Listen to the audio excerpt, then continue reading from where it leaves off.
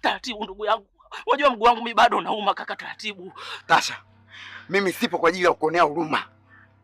Nimekuja kufuata pesa ya watu. Na kama hauna hiyo pesa, twende ukafanye kazi urudishe pesa ya watu.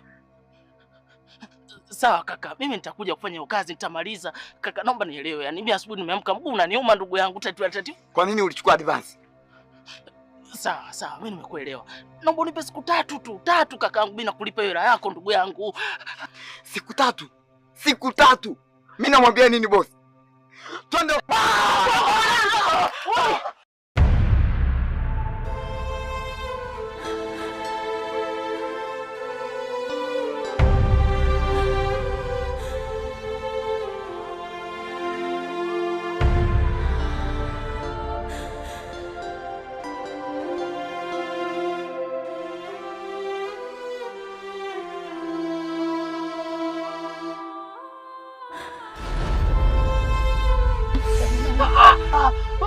Wewe. Unakosa huruma kiasi hiki? Hivi kaukosea nini mwanangu wewe? Kaukosea nini mwanangu? Hivi uone kama huyu ana matatizo? Uone kama mwenzio ni mgonjwa? Si ni kijana kama wewe huyu.